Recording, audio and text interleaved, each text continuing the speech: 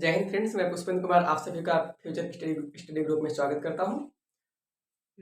जैसे हैं कि हम पिछले क्लास में आपको करंट अफेयर्स के माध्यम में कुछ जानकारी दी थी, तो उसी प्रकार से हम पिछले जो रुकी हुई विशेष क्लासेस थी, जैसे मैंने आपको वर्णमाला सिखाया था हिंदी में, और हिंदी में वर्णमाला मैंने पूरी तरह सिखा दिया था। लास्ट का लगभग 8 से 10% भाग बचा हुआ था, उसे आज हम कंप्लीट करेंगे।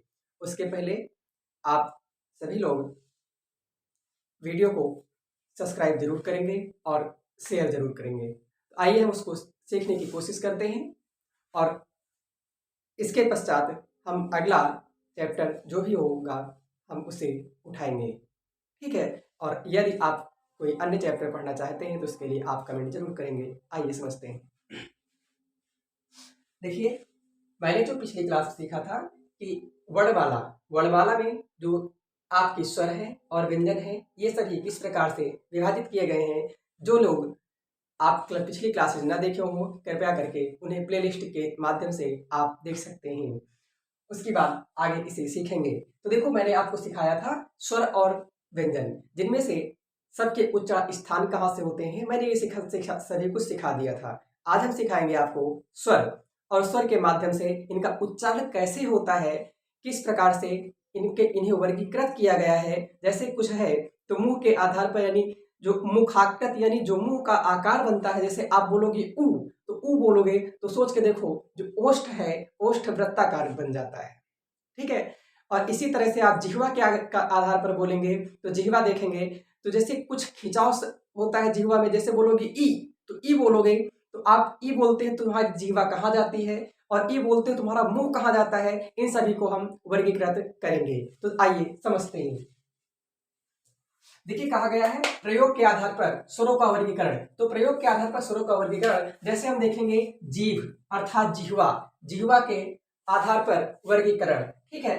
तो इसमें बड़ा ही इंपॉर्टेंट सबसे पहला सवाल है कि जिह्वा के आधार पर स्वरों को कैसे कितने भागों में वर्गीकृत किया गया है। आंसर हो जाएगा 3 भागों में। पेपर में आया हुआ सवाल है, ध्यान रखेंगे।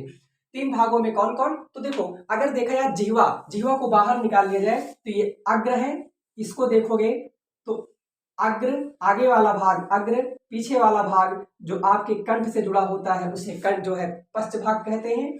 जो मध्यवर्ती है इसे हम कहते हैं मध्य या केंद्रीय भाग। आप समझ पाएंगे। तो देखिए, अग्र जिह्वा, जिह्वा के आधार पर आगे की जीभ से कौन कौन से निकलता है। आप बोलोगे ई, तो ई बोलोगे तो सोच के देखो, हमारी जीभ का जो आगे वाला हिस्सा है ये ऊपर उठ जाता है थोड़ा सा। बोलोगे ई, ई ए आए बोलोगे तो आगे वाले जीभ की रोल होता है, तो इसे कहते हैं अग्र जिह्वा। अग्र जिह्वा के आधार पर किनका वर्गीकरण होता है? तो वह होता है दोनों ई का और दोनों ए का। ध्यान रहे, कभी भूलने की आवश्यकता नहीं है, दोनों ई और दोनों ए का। हम ये कह सकते हैं कि अग्र जिह्वा के आधार पर किसका वर्गीकरण होता है? तो दोनों ई का, और दोनों ई जिसमें शामिल है वह है आपका ए आए, है ना, इसमें शामिल है। तो दोनों ई और ए आए, इन दोनों में का उच्चारण कहां से होता है? आंसर हो जाएगा अग्र जिह्वा से, ठीक है। और दोनों ई का मतलब ह्रस्व और दीर्घ, ध्यान रखेंगे। उसके बाद इंपॉर्टेंट है कि अग्र जिह्वा से कितने वर्णों का या कितने स्वरों का उच्चारण होता है? आंसर हो जाएगा 4। कौन कौन? ई और ए आए, ठीक है। और फिर आता है केंद्रीय यानी बीच वाली जीभ से, केंद्रीय जिह्वा या मध्य जिह्वा के आधार पर किसका उच्चारण होता है? आंसर हो जाएगा आ का। कौन सा आ? इसे कहते हैं ह्रस्व आ। बहुत ही इंपॉर्टेंट क्वेश्चन है। तो बताइए, केंद्रीय जिह्वा के आधार पर किसका उच्चारण होता है? आंसर हो जाएगा ह्रस्व आ, इसको कह सकते हैं छोटा आ, है ना। उसके बाद पूछा जाएगा पश्च जिह्वा, पीछे यानी अर्थात पश्च जिह्वा जो हमारे कंठ से जुड़ा होता है ना, जहां से ध्वनि की उत्पत्ति होती है, वहां के आधार पर अर्थात वहां से कितने अक्षरों का उच्चारण होता है? आप समझ सकते हैं जो भी बचे हुए हैं। कौन कौन बचा? दीर्घ आ अर्थात बड़ा आ, दोनों ऊ बचते हैं, और हम ये कह सकते हैं दोनों ओ। एक प्रकार से हम ये भी कह सकते हैं जिनका उच्चारण कंठ से होता है। कंठ का मतलब वही पश्च जिह्वा ही होता है, ठीक है। तो उसमें आपका हो जाएगा दोनों आ, बोलकर देखो आ, उसके बाद बोलोगे उ, है ना, उसके बाद बोलोगे ओ आओ। ये दोनों का, इनका सबका उच्चारण होता है कंठ के निकटस्थ थे। ठीक है, इस प्रकार से हम पश्च जिह्वा कहेंगे। उम्मीद करते हैं ये जिह्वा के आधार पर आपको समझ में आया होगा। कौन कौन? अग्र जिह्वा 4, कौन कौन? ई ए आई, केंद्रीय जिह्वा से छोटा आ, ठीक है, पश्च जिह्वा से बड़ा आ, उ और ओ आओ, इनका उच्चारण होता है। उम्मीद करते हैं पूरी तरह समझ में आया होगा। अगला देखते हैं मुखाकृत के आधार पर। ये मुखाकृत के आधार पर क्या होता है? जैसे कोई भी अक्षर बोलते हैं तो उस अक्षर या स्वर को बोलते समय हमारे मुंह का कोई ना कोई रूप बन जाता है ना। अब रूप कैसे बनता है तो आप सभी लोग जानते होंगे कैसा, है ना। तो देखेंगे आ को बोलते हो तो हमारे मुंह का आकार कैसा बनता है, तो बोलो अच्छा, बोलोगे आ। तो देखो मुखाकृत के आधार पर इंपॉर्टेंट प्रश्न किसने भागों में विभाजित किया गया है? तो मुखाकृत के आधार पर स्वरों को 4 भागों में विभक्त किया गया है। कौन कौन? एक है समृत, दूसरा है अर्ध समृत। नाम से ही भैया कंफर्म है कि समृत वह होता है कि समृत वह होता है जो ठीक ठीक देखा जाए तो मुंह हमारा वृत्त बने नहीं बल्कि उसकी तरह दिखाई दे। ठीक है, जैसे बोला जाएगा ई, तो जरा बताओ ई बोलोगे तो तुम्हारा जो मुंह है, मुंह हम ये कह सकते हैं कि दांत कैसे खुलते हैं, इस प्रकार से खुलते हैं, ये ऐसे थोड़े से, है ना। तो आप वही समझेंगे। समृत, समृत के अंतर्गत आपके आते हैं ई और उ। कौन? देखो हिंदी एकदम वैज्ञानिक भाषा है, कोई समस्या की जरूरत नहीं है। ठीक है, तो समृत में आता है दोनों ई और दोनों उ, बहुत ही इंपॉर्टेंट है। अर्ध समृत, इसमें क्या होता है? परिभाषा अगर आए तो अर्ध समृत में जो मुख होता है सबसे कम खुलता है। ठीक है, उसके बाद बोलोगे अर्ध समृत। अर्ध समृत में होगा मुख जो है सबसे कम से थोड़ा ज्यादा खुलेगा और आधे से थोड़ा कम। ध्यान रहे, मुख जो है अर्ध समृत में आधे से थोड़ा कम और सबसे कम से थोड़ा ज्यादा खुलेगा। अर्थात इसके आधार पर वर्गीकरण करेंगे तो इसमें कौन कौन से हैं? आपका ह्रस्व ए और ह्रस्व ओ, ह्रस्व ए और ह्रस्व ओ, इनका नाम आता है। समझ जाएंगे तो ध्यान रहे, दोनों ई और दोनों उ, इनका उच्चारण जो होता है उसे हम कहेंगे समृत, यानी सबसे कम मुंह खुलेगा, थोड़ा सा ज्यादा मुंह खुले और आधे से कम, तो उसे हम कहेंगे ए और ओ। इसे ध्यान रखेंगे, बहुत ही महत्वपूर्ण है। अगला आता है विवृत। ये विवृत क्या होता है? तो विवृत का मतलब वह होता है जब हमारा मुंह सबसे ज्यादा खुल जाए। तो कौन सा ऐसा अक्षर है या स्वर है जिसे बोलने के लिए हमारा मुंह सबसे ज्यादा खुलता है? तो हो जाएगा, बोलोगे आ। क्या बोलते हो? आ। जब आ बोलते हो तो पूरी का पूरा मुंह जो है खुल जाता है, बहुत बड़ा सा।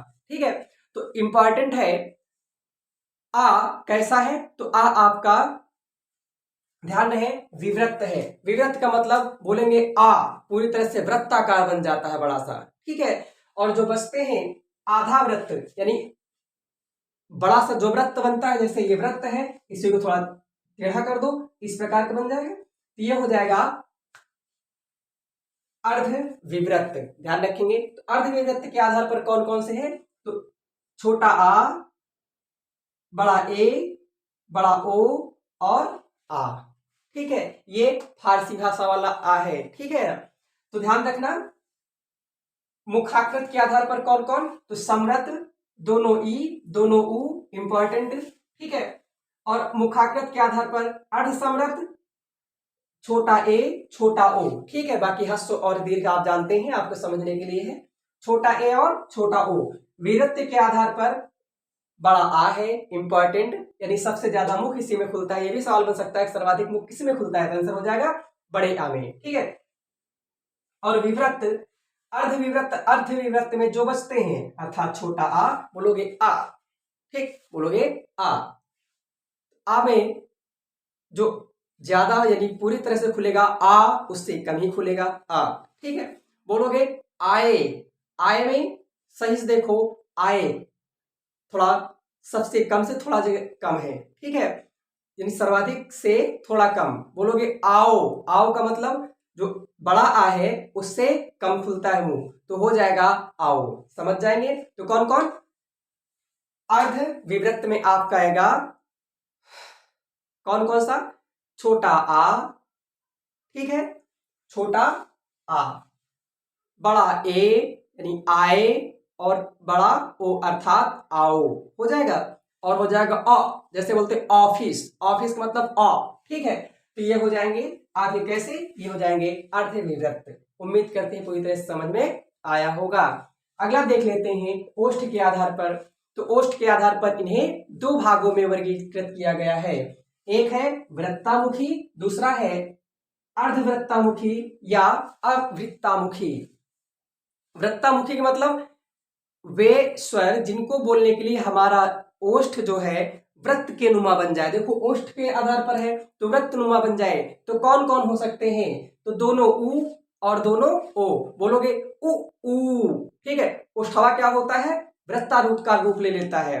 और दोनों ओ आओ ऐसा होता है। तो आप समझ सकते हैं क्या हो जाएगा, ये हो जाएंगे वृत्तामुखी, ठीक है। बाकी शेष जो बचते हैं उन्हीं को अवृत्ता या अर्धवृत्तामुखी कहते हैं, जिनमें से आपका हो जाएगा दोनों आ, दोनों ई और दोनों ए। बहुत इंपॉर्टेंट है, ध्यान रखना, इसको रखने की कोई आवश्यकता नहीं है, ठीक है।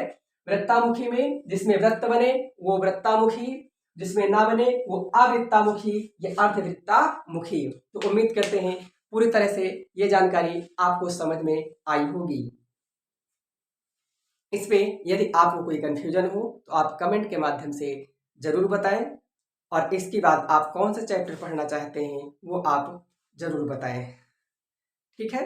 और वीडियो को कृपया अधिक से अधिक लाइक, कमेंट, सब्सक्राइब जरूर करेंगे। धन्यवाद।